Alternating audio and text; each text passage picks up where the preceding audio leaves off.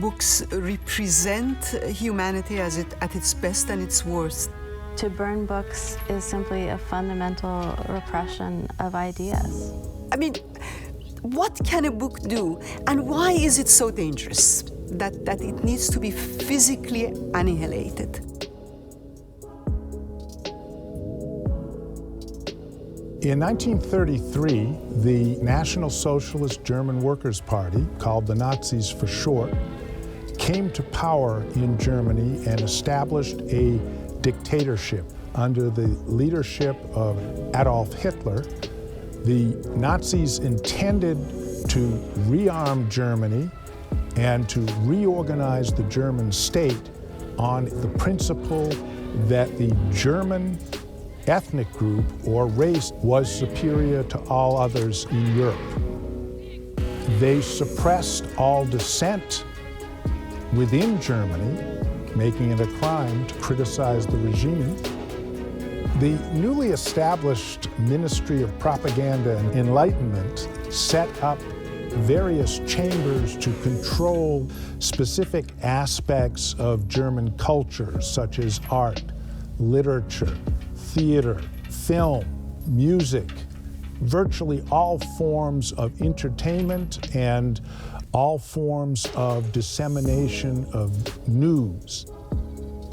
In 1933, in April, Nazi German students decided to organize a nationwide book burning program to eliminate foreign influence, to purify German culture as they saw it.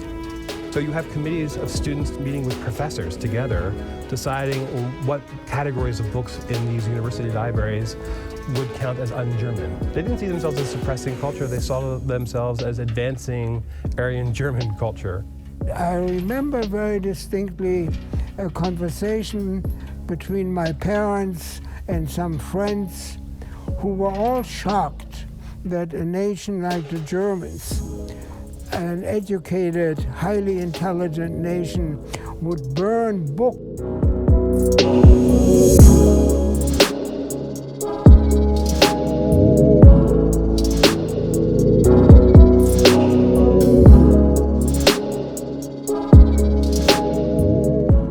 And they say they absolutely, positively are not banning books. This idea of a book ban in Florida that somehow they don't want books in the library, that's a hoax. No one is looking to ban books. The Moms for Liberty certainly isn't. We're not telling other parents how to raise their children. No, this is opening up the schools to the parents. It is simply a lie to say these books are being banned. Yes, you've heard Ron DeSantis and others blast the leftist media for claiming Republicans want to ban woke books from classrooms and libraries, even as the DeSantis administration quietly released a report online last month acknowledging the roughly 300 books removed by Florida school districts since Republicans passed multiple laws enabling their removal. That's the party line in multiple red states. We're not banning books, we're just removing woke content. This is no authoritarian attempt to stifle free expression.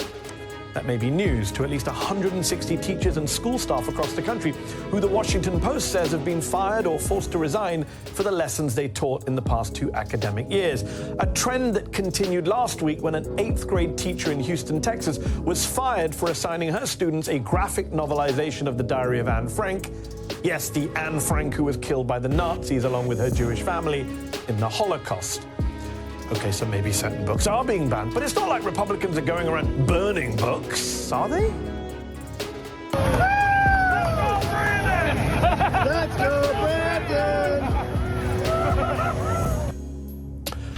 Oh, okay, so that's 2 Republican state senators in Missouri with flamethrowers in a video that went viral this week. But as one of the senators, Republican gubernatorial candidate Bill Eigel told the Kansas City Star, he was only figuratively burning books. He wasn't literally burning them. Well, not yet. Quote, in the video, I am taking a flamethrower to cardboard boxes representing what I'm going to do to the leftist policies and rhino corruption of the Jefferson City swamp. He then added, quote, let's be clear. You bring those woke pornographic books to Missouri schools to try to brainwash our kids, and I'll burn those too on the front lawn of the governor's mansion. Okay then. So maybe thousands of books are being targeted by what the American Library Association calls a growing, well-organized conservative political movement, the goals of which include removing books about race, history, gender identity, sexuality, and reproductive health from America's public and school libraries. And maybe one Republican is vowing to set books on fire on the lawn of his governor's mansion, but it's not like other Republicans in other states are legislating with that in mind, are they? Let's say you take these books out of the library. What are you going to do with them? You going to put them in the street? Light them on fire? Where are they going? Representative Sexton. I don't have a clue, but I would burn them. I would burn them. Let's call this what it is. Republicans are banning books, and some Republican officials are openly campaigning to set those books on fire, as the Nazis did with Jewish literature in this 1933 propaganda video that was later used as evidence in the Nuremberg trials, and apologies to Godwin's law. And as the Chinese Communist Party does today with any literature that deviates from their orthodoxy, and as pro-slavery Southerners did here in the United States with abolitionist literature before the Civil War. Of course, after the Civil War, many of those Southerners found other things to burn as well. This is the company some Republicans find themselves in. You don't like Nazi or slavery references? I mean, who else are we supposed to think of? All the good people in history who burned books? Look, there is a separate, valid debate to be had about what books are age-appropriate for school lessons. I'm a father of two. I'm happy to have that conversation. But this ain't it. What this is the inevitable and dystopian endpoint of an authoritarian desire to censor what is taught in school. Yes, from book banning to book burning. You almost can't make it up. And here's what really annoys me. For years, we have heard free speech warriors, the intellectual dark web types, call out so-called liberal, leftist censorship in colleges and on social media, that is, within private organizations. But now we have the far right in America literally using state power to censor literature, openly planning on burning books. Where are those free speech warriors now? It's not a rhetorical question. We need to fight back against this literally incendiary censorship now. Because if this is what they want to do to books that they disagree with, how do you think they will treat the people that they disagree with?